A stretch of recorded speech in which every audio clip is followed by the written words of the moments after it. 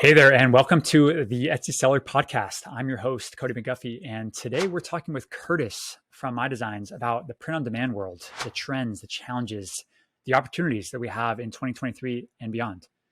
In today's show, Curtis shares many views and strategies on how sellers can find a competitive advantage when selling on Etsy. We have an awesome episode for you guys today. This podcast is brought to you by EverBee. EverBee is an Etsy growth tool that helps Etsy sellers find winning products and get more sales. With EverBee, you can see revenue estimates of a product. You can see how many monthly sales a specific listing is generating. You can see the tags that that listing is actually using to drive their SEO. And then you can see the keyword search volume for each specific keyword. So you actually know what people are searching for. And then you also know what people are actually buying. It's a tool you guys need to be using to grow your Etsy business. So sign up for free at everbee.io. And let's jump into today's episode.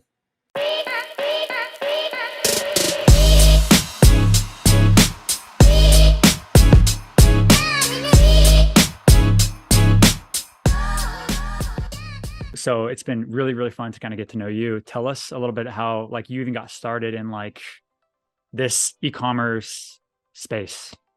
Yeah, so I got into e-commerce before print on demand, not before it came out, but before I was aware of print on demand. I actually created a clothing brand named Captain Athletics. So I did that with my nephew. We built it out. Actually became a somewhat successful company, but a lot of just that manual inventory and then shipping out all the products and having all the different SKUs, the different sizes, colors, etc. It became way too time consuming. And that's kind of what led me into print on demand. I'm like, there's got to be a better way. And then I came across print on demand for Shopify, and at the time it was like 2014 or 15, I think it was 2015. I came across Printful, and then eventually merged by Amazon. And that's kind of what led me into the print on demand space. Crazy. So you actually started with Shopify, sounds like, just doing it that way. And you were using Printful, or you weren't? How were you doing? I wasn't using Printful at first. I started with Shopify, and that's where we were hosting our products online, so people could buy from us online. Then we were handling fulfillment. Okay, got it. We already had inventory that we'd ship out and all that when we got orders. Got it. So then you already figured out that process. So then as soon as Printful or the print on demand of the world kind of came about, you were able to kind of just plug that into your system. Exactly. It was just so much better. Obviously, you don't have quite as much profit margins, but when you take into account all the other expenses and your time, then print on demand, it was a wonderful, different type of business model. Totally. Actually, let's stay there for a second, if you don't mind. I agree when you said profit margins and stuff like that, because that's a lot of times the trade-off with new sellers. And obviously we're EverBee is we serve Etsy sellers specifically. So people are kind of just coming into Etsy. This is kind of their first business journey, right? This is they don't really understand fully of the profit margins. Should I print my own shirts? Should I heat press myself, or should I use a print on demand company? You mentioned profit margins, and you also did both ways. Tell us the benefits and drawbacks of both, print on demand versus the other one. So the way I look at it, the benefits of doing everything yourself, printing products, holding inventory, shipping them out, is yes, you'll have higher profit margins, but you have to usually have a lot more money to invest up front to actually get those discounts and actually even have local print shops print for you. And then you got to hold the inventory and ship it. So it's very time consuming. The profit margins are higher. So print on demand, in my experience, has been a lot better because I can test all kinds of ideas, go into all kinds of niches in different markets, and not have to hold any inventory, not have to worry about fulfillment, and only pay for a product when you actually get an order.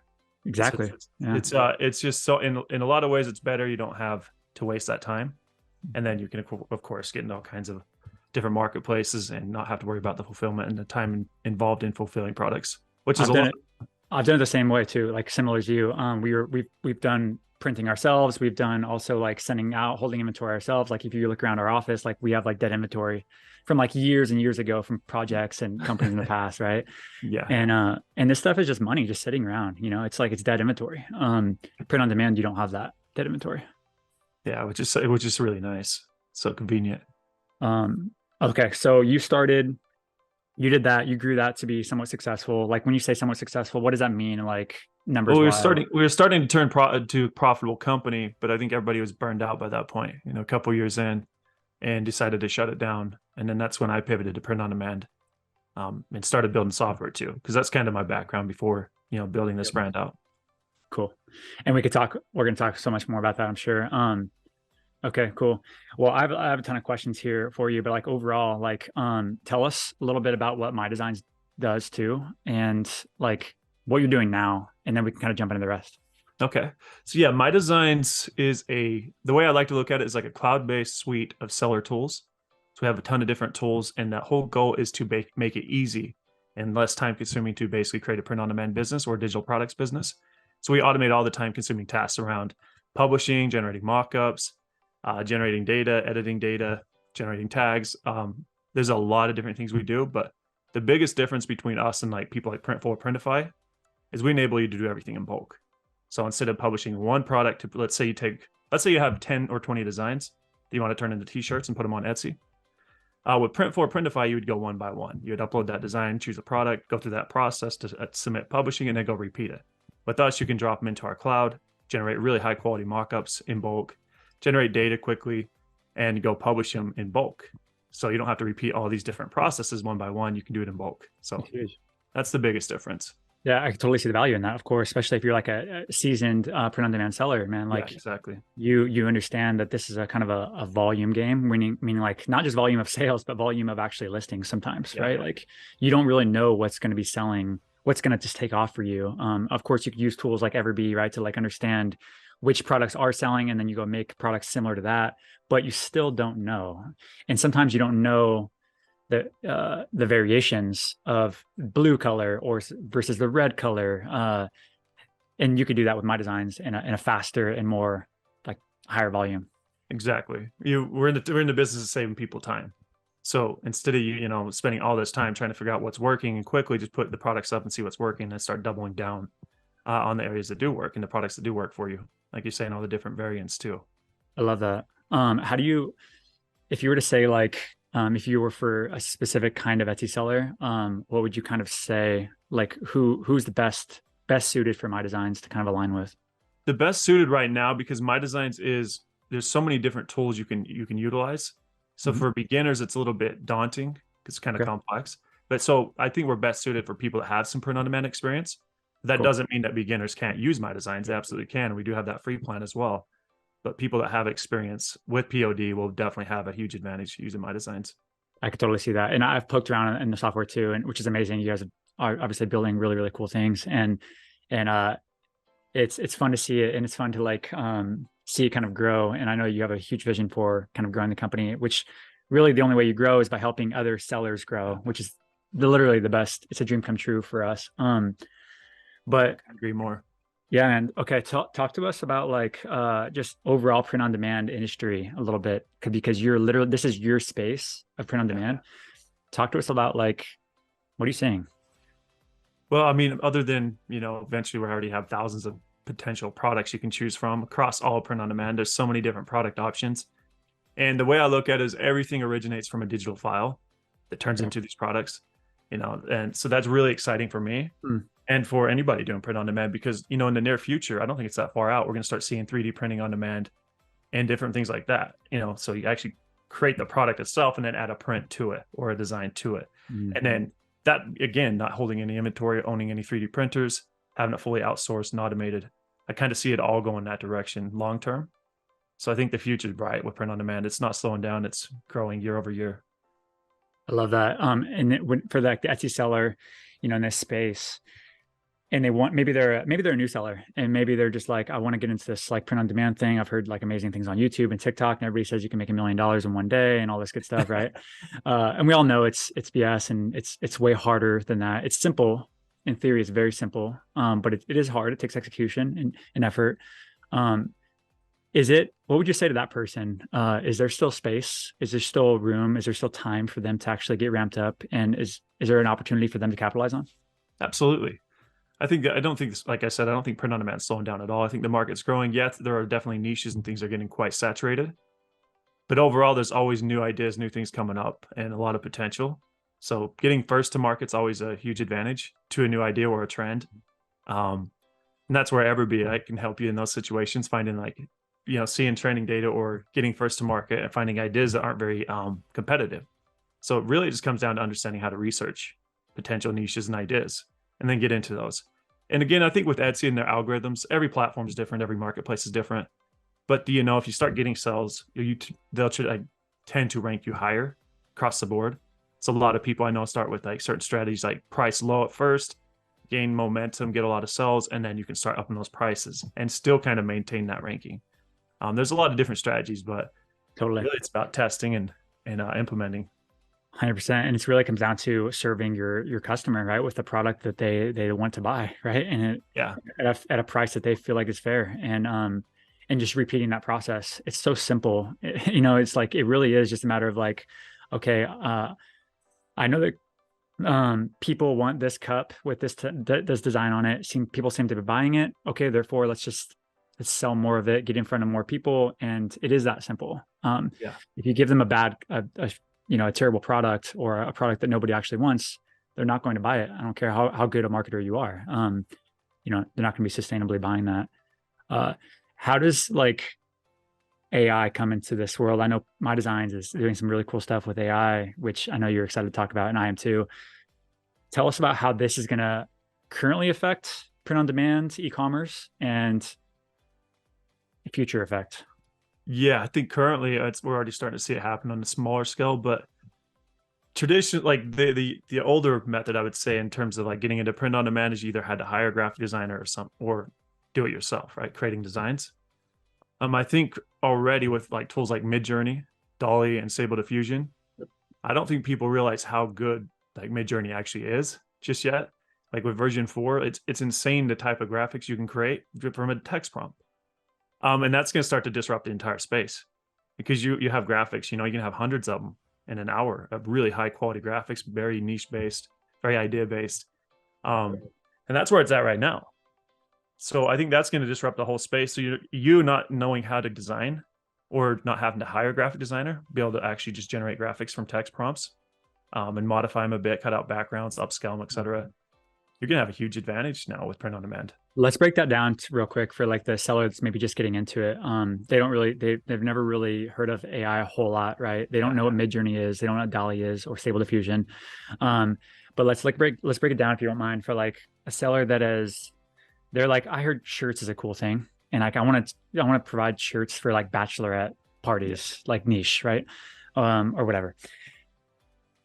How can they practically use AI to help them with their business? So right now, the way you do it, because this type of AI, when it comes to graphic generation, is not good at text, right? Okay. But it's good at creating elements and different Text things. meaning the words, literally, like the words on your shirt. bride to be, or something like that. Yeah, exactly. Yep. So it's not good at that yet, but I do think this year in fact, I think within the next couple of months, we'll start to see that too, within the AI space. So you could actually generate an entire design with text and everything that looks flawless. But for the time being, you can generate really high quality graphics or elements and then add the text yourself to those, either using Canva or Photoshop or any other graphic editing softwares. So let's give an example for that. So, and you can elaborate on this, but it's essentially the artist, right? The digital artist who does not necessarily a painter. They're not necessarily an artist by default, but they just have ideas. And they're just like, I want to like literally type in oak tree with sunset, with mountain, with a valley in the background, right? Picasso style, right? Yeah. And instead of you actually having to create this thing, you can actually type a prompt in. It actually creates this thing. You could actually now have this piece of art. It is yours now. Yeah. And you can actually put that on a shirt. You can put that on a mug. You could put that on whatever using MyDesigns or any other software, really, in bulk or not. And you can go and actually list this and sell this as if it's your art. Yeah. The question everybody has here, maybe you can elaborate on, is that my art now? And then can somebody do the same prompt and get the same piece of art? So the thing with AI right now, if you do the same prompt, you're never going to get the same image ever. It's always going to be unique. Unless, for instance, if you're doing image to image, meaning you take your own image and upload it to the AI, and it's still going to be a little bit subtly different, and depending on the parameters you use. But basically, the way it presents itself right now is every piece of art is unique. You'll never be able to get the same thing with text to image. So, but then there are the ethics issues that people, it's a big deal right now, because a lot of the AI is trained on all of it's trained on existing images and art styles and all that across the space. So it's going to be really interesting to see where things go over the next year. There'll be lawsuits and all kinds of things happening, but yeah, I agree. Like, it'd be interesting. I don't think it's really something to obviously we're not attorneys. So, yeah. but I don't think it's going to be probably that big of a deal when it Yeah. comes to like creating your, because it is unique for the most part, Yeah, as long as you kind of stay away from the trademark stuff. exactly. The normal stuff of just like don't use Nike at Adidas at Disney inside of your titles, listing, and tags and descriptions. Then you probably be okay as long as you're not using the Mickey Mouse, right? Like Yeah. kind of thing. It's using common sense, not using actual intellectual property or copyrights, trademarks, Sure. etc. Yeah. Always think about what's fair, right? And usually Yeah. that kind of leads us in the right direction, usually. Yep, I agree. Um, Crazy. So the opportunity for 2023 print on demand, you see it being obviously it's getting more competitive because it's easier to create print on demand Yeah. stores, print on demand products. What do you think 2023 is going to be like for the average print on demand seller? Well, I think what 2023 is gonna actually allow is for people that don't really have a lot of experience with print on demand or even selling online. It's gonna make that barrier to entry way easier with all the AI that's gonna start appearing in every tool. And that's not just graphic generation, but I'm actually talking writing high quality like listings as well, titles and tags, etc. So all you need is a keyword, right? That's what we're doing at MyDesigns right now. We're about to roll out that feature next week. But you have a primary keyword for all your listings. We can actually write pretty high end titles and tags, and we're not going to be the only ones doing that, right? Like that's just it's also new with OpenAI's API using like GPT-3 Mm-hmm. and fine tuning it on actual data, real best selling product data, so it can start to understand what a best selling product looks like, and then write. Like I said to you in previous calls, I think it'll get you like 80% of the way there for your listings. So Mm-hmm. it'll get like the heavy lifting done. Then you can go through and manually review everything and just make the adjustments you need. Sure. Pretty powerful.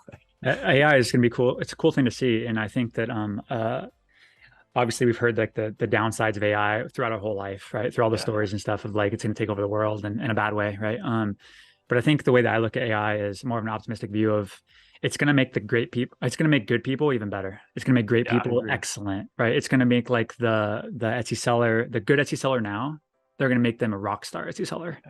Yeah. It's never going to turn into a do it for me completely type of solution because it's just that's not how markets work. It's going to be people are going to be better than you always if you're not trying to improve. You can't just expect this AI software to just do it all for you because it's Yeah, not how it works. 100%.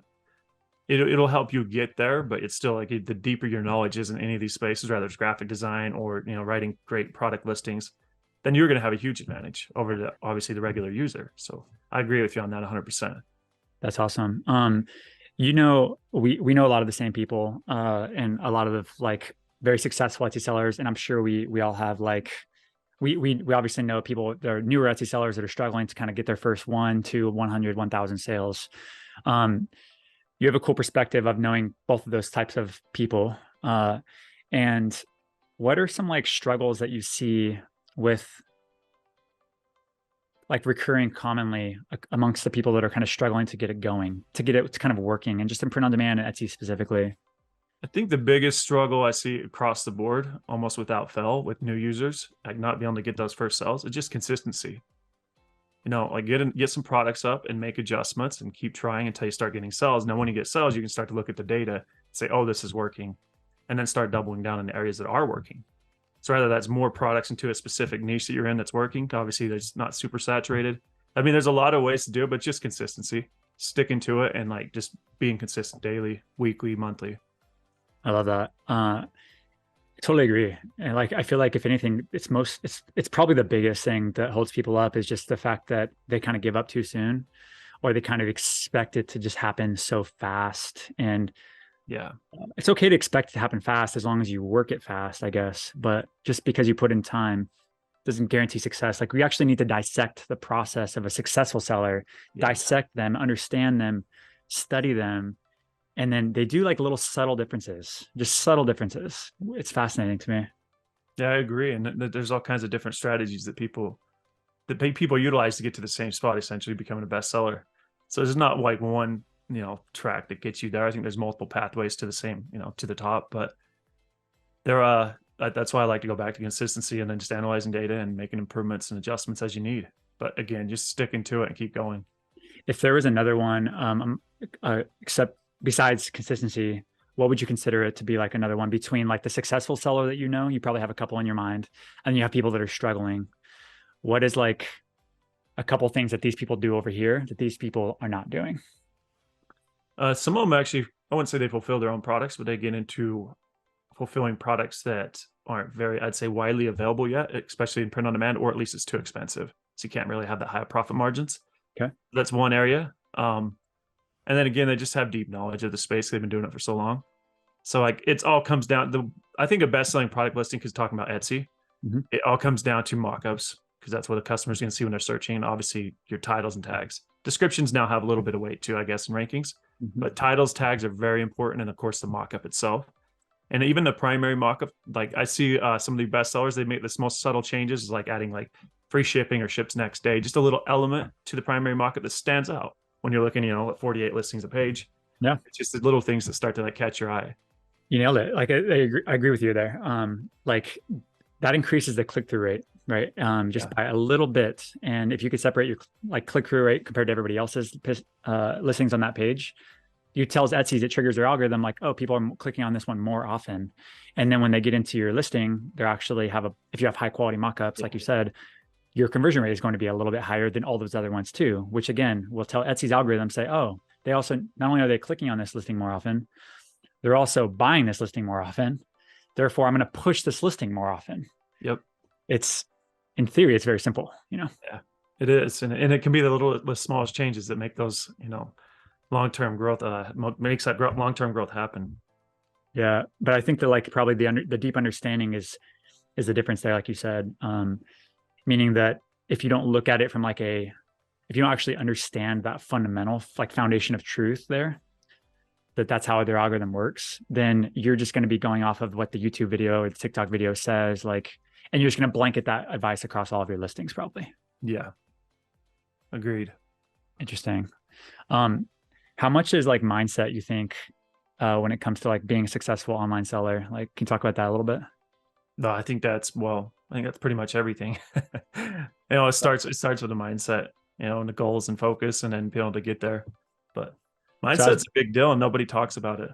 Nobody does. And that's kind of like, I guess that's why I'm asking you about it. Cause I guess 2023, this is when this recording is, and just the beginning, January, right? Like everybody's setting their goals. And if they're not, they should be. Like what are some like main goals for like a brand new Etsy seller to have today, in the next 3 months? What could they be doing, you think? Say in the next 3 months, aim for, a couple hundred sales. If you can get there, and then you can start doubling down and push even harder. And then, again, once you start getting that success, it starts to compound. You stay consistent. So have the proper expectations, set the goals, and, basically break it down to what you need to do on a daily basis and stick to it. Cool. Can we do that for a second, for fun? Because some people aren't really actually understanding the goal setting process. So 100 sales, cool. That's the main goal at the end of this 3 months. Let's break it down a little further. What do they need to actually be doing to get those 100 sales? Since you need about 33 sales a month, right? Okay. So if you break it down, obviously you're not going to see sales usually within about the first 2 weeks. Seems to be the time frame on Etsy. And then that doesn't guarantee you're going to get sales either, but I think it takes time for products to index and start ranking. But you just got to break it down to a daily type of goal. How many listings you think you need? We could actually look at data and kind of break it down to how many listings you need online to basically get to where you're getting, 33 sales a month, which is a little over 1 sale a day. So just breaking it down that way, and then getting down to the listings itself, the designs, and then just setting everything up to where you have a structure to what you need to do on a daily basis. So you need to create X amount of designs and then publish them as products, and then just stick to that. Yep. I love that. I like it because we're breaking down. We're basically starting from the end goal, right? The outcome that we're looking for, right? And then we're just breaking down. Okay, that means I need to have X amount of listings. That means I need to actually do X amount of research. I need to do X amount of I just need to break it down, right? And and then eventually you have a roadmap now of what I need to do this week, this month, to actually go and execute on this plan of 300 sales or a couple hundred sales for this 3 months. Yeah. This is like an old saying: what gets measured gets managed. And basically, you're tracking something, you'll manage it better. I like that. If you have the goals and you break it down into daily tasks, it's going to be really easy for you to basically track it and stay consistent with it. I agree with you. Yeah, totally. And kind of along with that goal is, I think it's along with that quote you just said is, what you can't measure, you can't improve. Yeah. And that's another thing I kind of like live my life by a little bit too. That's awesome. Where can people find you? Where can people hear more about you and MyDesigns and all that good stuff? think the best way to find me, just go to MyDesigns. Again, we have a free account and we have a community. And we have a community of sellers, and it's starting to grow quite fast. So we're very interactive with the community. So if you want to reach me or any of the people on the MyDesigns team or our full community of sellers, you can find us there. That's awesome. I'll jump in that community too. I didn't know you had one. Is it a Facebook group or what is it? It's actually third-party software. It's like Facebook, but it's not. So okay. Is it on MyDesigns? Yeah. It's MyDesigns. Okay, cool. Same MyDesigns account. You'll go to the community and log in the first time and it sets it up. Oh, cool. I'll jump in there. That's awesome. Cool. Yeah. Well, thank you very much, Curtis, for coming on, man. It's been super valuable. And we'll have to have you on again too. Like as you guys develop more things, as maybe we should do this like every few months or something like that, get like an update on like what you're seeing in your worlds, maybe the AI space, print on demand space, all that good stuff. That would, that'd be awesome. And I'd appreciate it. Cool, man. All right. Well, I'll talk to you soon. All right. Thanks, Cody. Talk to you soon. Cool. See ya.